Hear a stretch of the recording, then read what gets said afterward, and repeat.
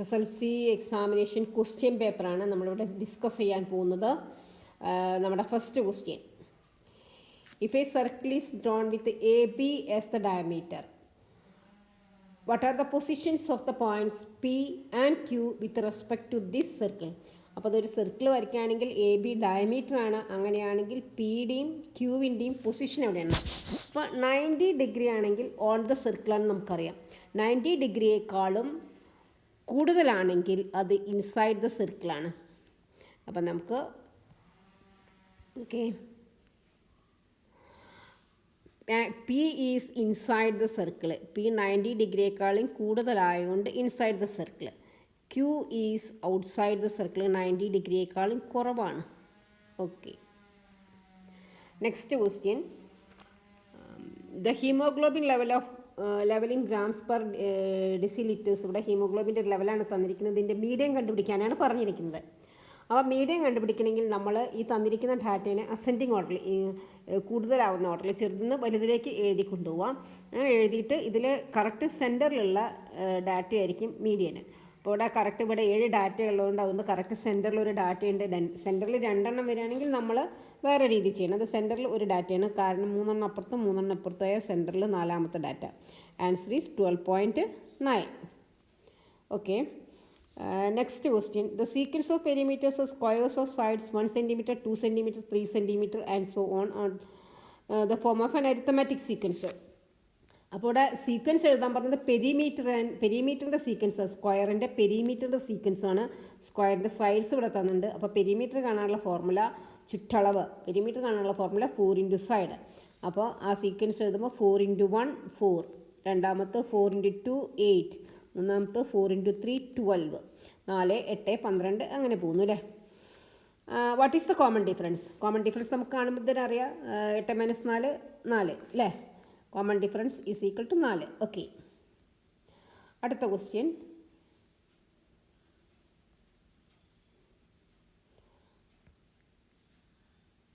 Okay,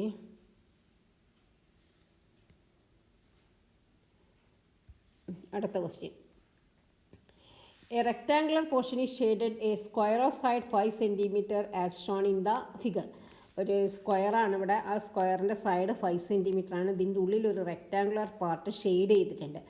അപ്പോൾ നമ്മൾ നോക്കാതെ ഒരു കുത്തിടുകയാണെങ്കിൽ ഷെയ്ഡ് ചെയ്ത പാർട്ടിൽ കിട്ടുന്ന പ്രോബബിലിറ്റി എന്താണെന്നാണ് ചോദ്യം. Find the probability of the dot to be put in the shaded region. അപ്പോൾ ഷെയ്ഡഡ് റീജിയൻ്റെ ഏരിയ ഡിവൈഡഡ് ബൈ സ്ക്വയറിൻ്റെ area. Probability is equal to shaded പോർഷൻ്റെ area divided by area of square. അപ്പോൾ ഷെയ്ഡഡ് പോർഷൻ റെക്റ്റാങ്കിൾ ആണ്, റെക്റ്റാങ്കിളിൻ്റെ side 5 into 2 ആണ്. 5 into 2 divided by സ്ക്വയറിൻ്റെ side 5 into 5 ആണ്. 5 into 5. Square area is equal to side into side 5 into 5. അപ്പം നമുക്ക് 5ഉം 5ഉം ക്യാൻസൽ ചെയ്താൽ answer is equal to 2/5. Okay, രണ്ടാമത്തെ ക്വസ്റ്റ്യൻ, ഈ 2/5 അടിയിൽ എഴുതാം, നമുക്ക് അവിടെ സ്ഥലം വേണ്ടി വരും. 2/5 is equal to 2/5. Next question, draw the coordinate axis and mark the points. ഞാനിവിടെ കോർഡിനേറ്റ് ആക്സിസ് വരച്ചിട്ടുണ്ട്. ഇനി ഇവിടെ പോയിന്റ് മാർക്ക് ചെയ്യാൻ വേണ്ട ABC, അതിൻ്റെ കോർഡിനേറ്റ്സ് തന്നിട്ടുണ്ട്. What is the perpendicular distance from B to AC? അപ്പോൾ നമുക്ക് ആദ്യം മാർക്ക് ചെയ്യാം. ആദ്യം A മാർക്ക് ചെയ്യാം. A 0 0 ആണ്. അപ്പോൾ 0 0 ഇവിടെയാണല്ലോ അല്ലേ. അപ്പോൾ A 0 0.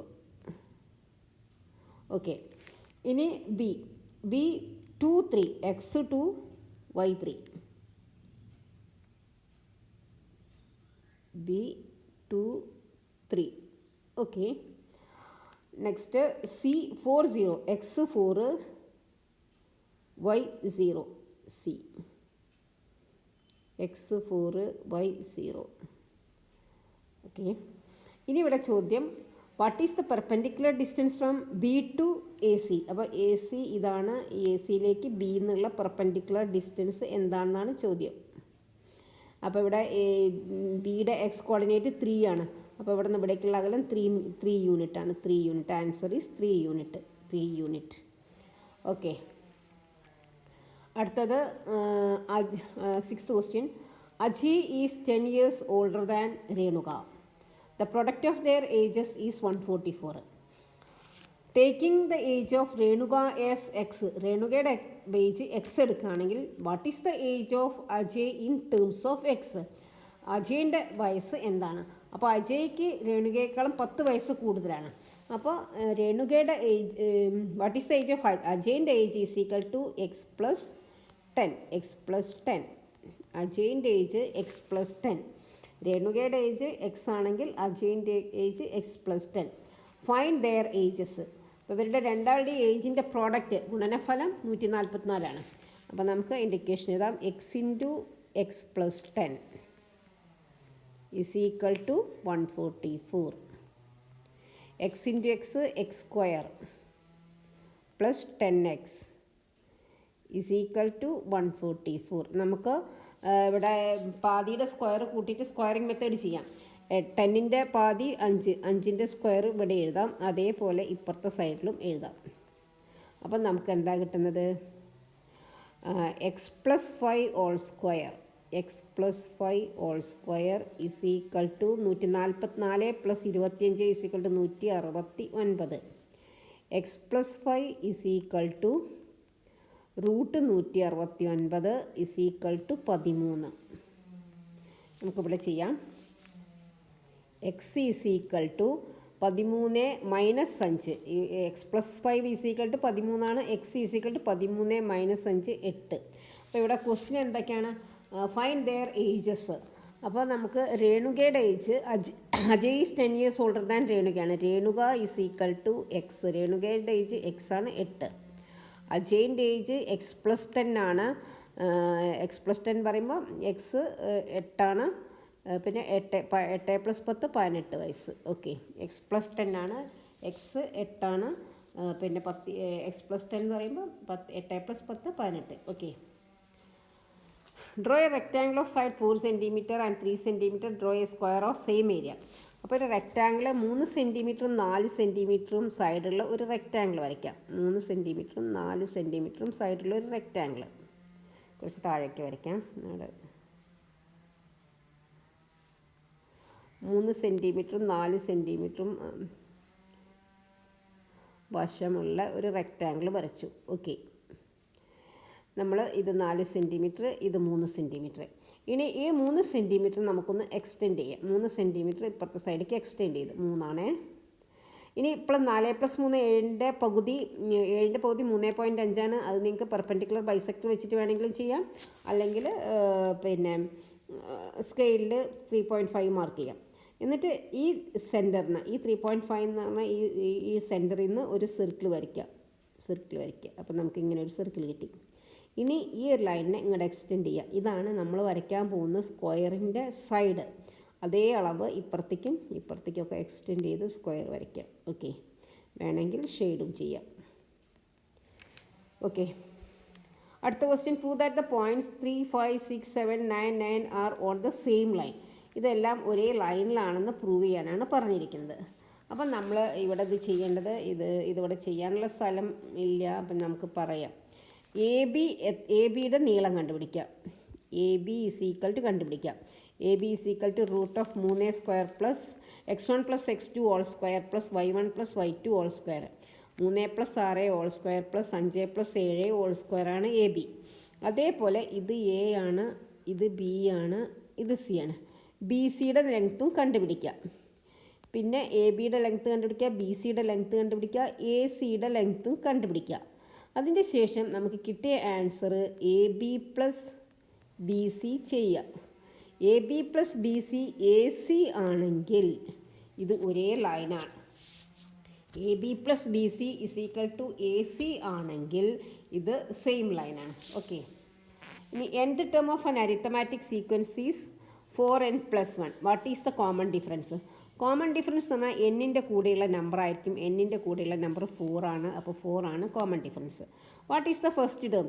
ഫസ്റ്റ് ടേം പറഞ്ഞാൽ എന്നിന് 1 കൊടുത്താൽ 4 × 1 + 1, അപ്പോൾ 5. 4 × 1 4, 4 + 1 5. Okay, what is the remainder obtained when the terms of the sequence divided by 4? ഇവിടെ 4n + 1 ആണ്.